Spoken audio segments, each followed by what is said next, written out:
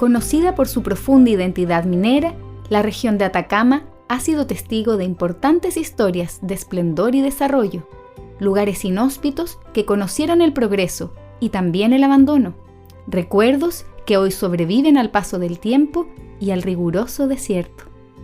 El Huasco tiene etapas, como es la parte comercial de la minería. Tiene auges y el Huasco no ha estado ajeno a ese movimiento mercantil. La parte social fue una época muy difícil.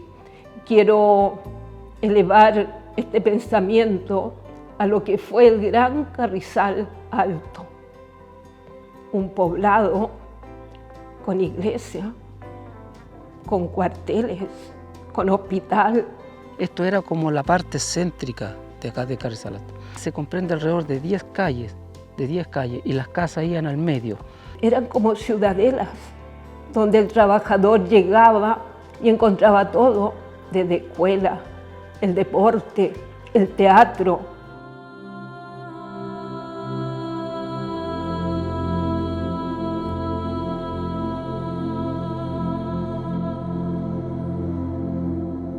Llegaron a ser unos 8.000 habitantes quienes dieron vida a esta zona, que en pleno siglo XIX fue parte de una ruta que conectaba a diversos minerales de la provincia del Huasco, permitiendo su salida al mar. Aquí donde estaba el campamento se comprende más o menos todo ese cuadrado que corresponde desde la huella un poco hacia allá hasta esta otra huella que pasa hacia acá. Y alrededor de 9.000 personas vivieron en este sector, tanto acá como las partes laterales, como les digo. La parte social fue muy intensa.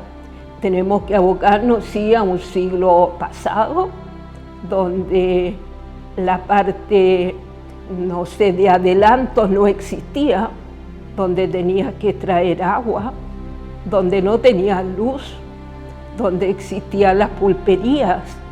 Tenemos que situarnos en esa época.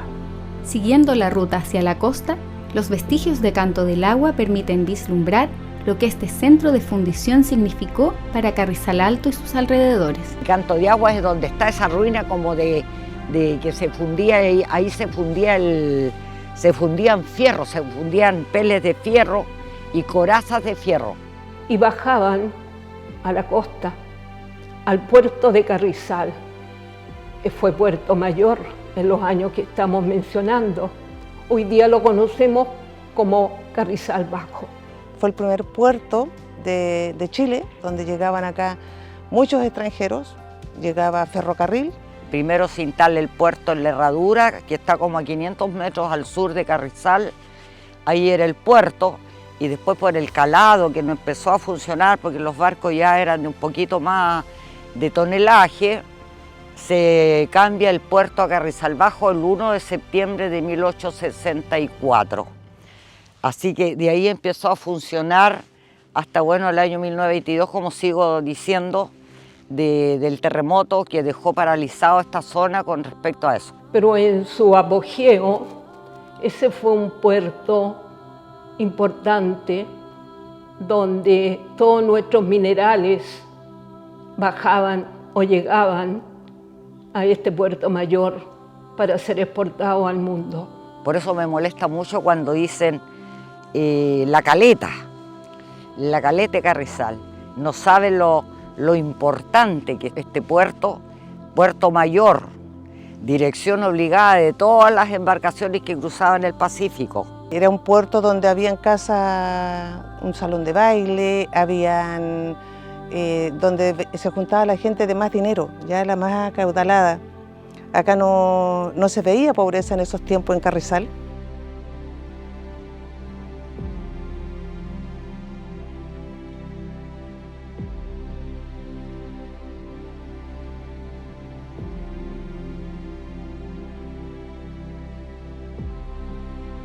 En la Casa Rosada era muy bonita, era la mejor, yo creo, de acá de Carrizal, porque estaba muy cuidadita.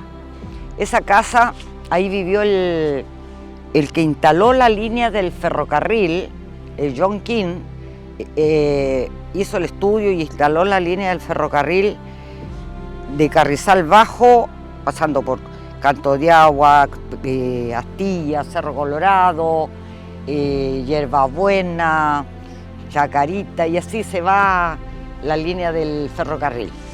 Mi mamá la cuidaba y la cuidaba mucho, tenía jardín, teníamos agua y aquí los criamos. Este dormitorio lo usaba mi padre con mi madre. Y nosotros acá. ¿Ah? Afuera de ahí había un corredor.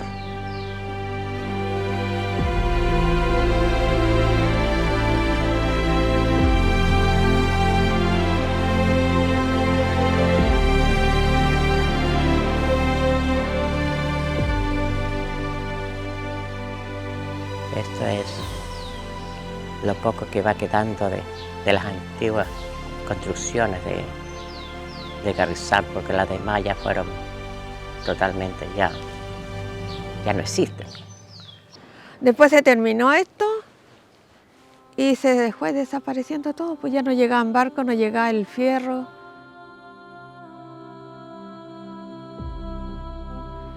Empezaron a levantar las líneas del ferrocarril, se empezó a ir la gente, empezó a quedar este pueblo, después de tener aproximadamente unos 2.500, 3.000 habitantes, nada, absolutamente.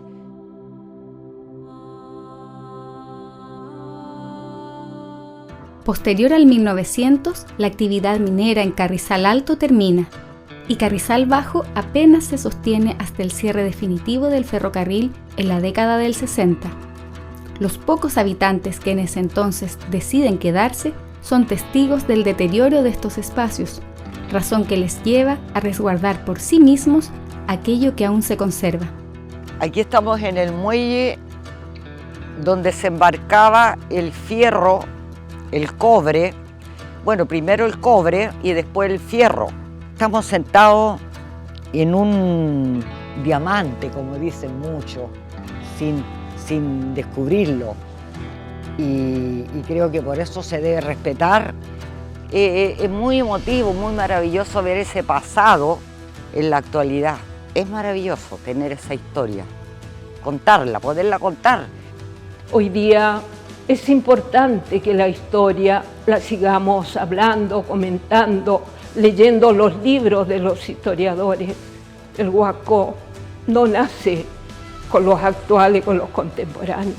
La minería surge ya desde la prehistoria, el Huasco minero, porque es un patrimonio no solo de la provincia, no solo de Atacama, sino que es la obligación de todo el que reside en esta tierra poder difundirlo para los que vienen.